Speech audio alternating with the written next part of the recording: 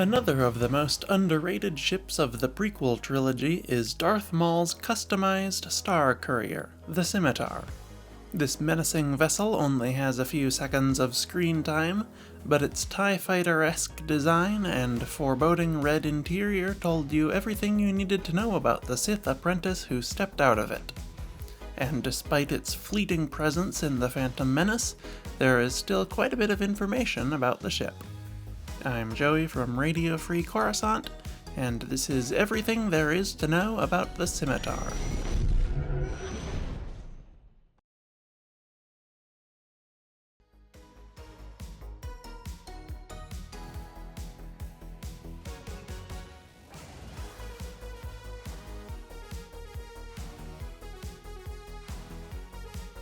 Design. The Scimitar was a modified Republic Scinar Systems star courier. The star courier was a relatively simple design with a long triangular nose attached to a spherical body and 4 folding wings. The cockpit was located in the upper half of the sphere, with storage space in the lower half. The ship's curved wings opened in flight to radiate excess heat from its 2 experimental ion engines, and closed for landing. Its interior was relatively cramped, as despite the ship's sizable footprint, it was very narrow throughout the majority of its habitable space. The star courier was designed for diplomats and business executives who had to travel in dangerous areas, so it was appropriately well furnished, but Republic Scinar Systems was more concerned with security than comfort. If a Scinar customer wanted a more opulent vessel, they could choose the larger, newer T2 Ramsidian class yacht instead. Still, the star courier's cockpit had seating for 6 plus the pilot. The lower deck had 2 sleeping bunks and 4 storage bays, as well as the airlock to the rear and a lift to get to the cockpit. The middle deck in the nose, accessible through a gently sloped ramp, housed engineering and maintenance spaces and a forward cargo hold.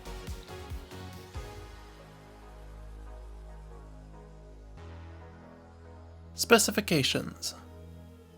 It is difficult to tell what stats would come from a base model star courier and what are exclusive to the Scimitar, but we can assume that most of them are the same.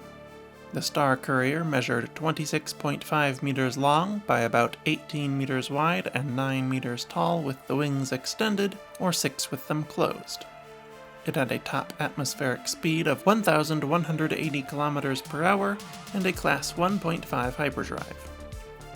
It was armed with at least 2 concealed laser cannons, but its primary security measure was a highly advanced sensor suite and passive stealth technology to allow it to see and evade threats long before they could see it. It had a crew of 1, a passenger capacity of 6, and could carry 2.5 metric tons of cargo plus 30 days of consumables. Its price was unknown, as very few were built.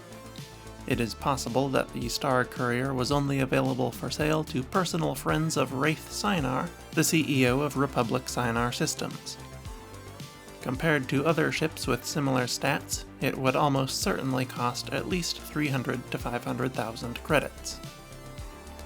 Darth Maul's star courier, the Scimitar, was heavily modified. Its stealth and sensor systems were enhanced, and the ship was given a unique Stygium cloaking device that could render the ship completely invisible. Its weapons were upgraded as well, giving it a total of 6 laser cannons, a proton torpedo launcher, and a mine layer. These upgrades were not cheap, especially the cloaking device, which gave the Scimitar an exorbitant estimated value of 55 million credits.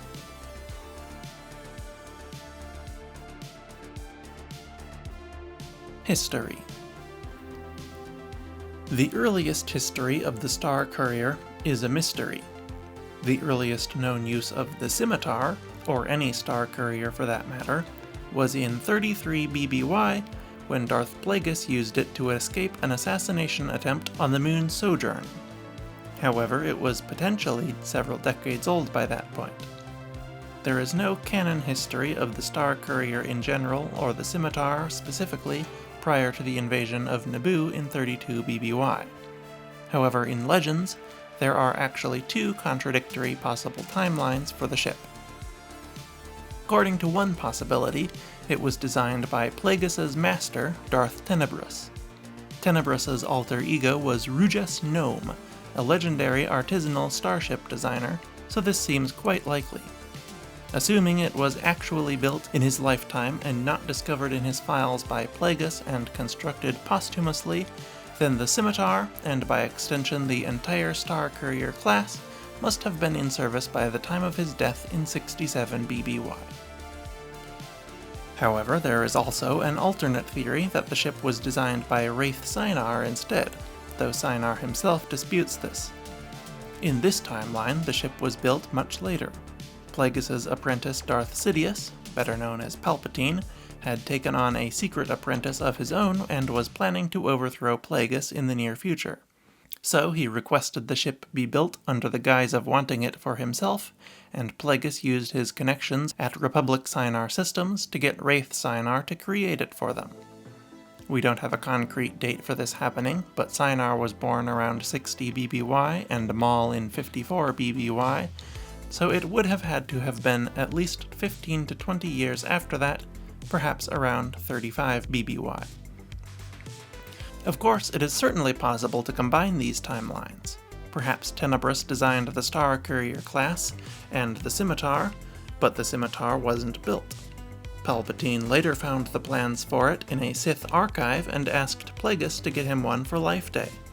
As a wealthy businessman, Plagueis was the exact target audience for a Star Courier, so Wraith Sinar asked no questions when the Sith Lord's alter ego Higo Damask sent him the modification specs and the mountain of credits required to procure the cloaking device. That is what I think the most likely origin of the Scimitar is. You'll have to let me know if you agree or not. Anyway, after escaping Sojourn, Plagueis gifted the Scimitar to Palpatine, who then regifted it to Maul. His first mission was to kill the Vigos in charge of the Black Sun crime syndicate. He named the ship Scimitar and flew it directly over the Jedi Temple on his way out of Coruscant out of contempt for the Jedi.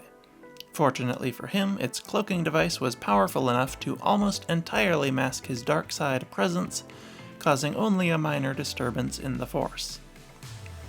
After completing that mission, he returned to Coruscant to hunt for a Trade Federation traitor before setting out to find the missing Queen Amidala of Naboo.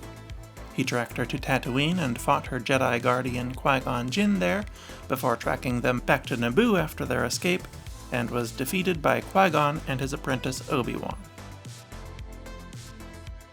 After his apparent demise, the ship was discovered by Theed Palace personnel who were killed by its automated defenses. It was then inspected by Jedi Master Saesee Tiin, who found that the ship was so steeped in the dark side that it practically felt alive, and that it called to him with promises of adventures to the edges of the galaxy.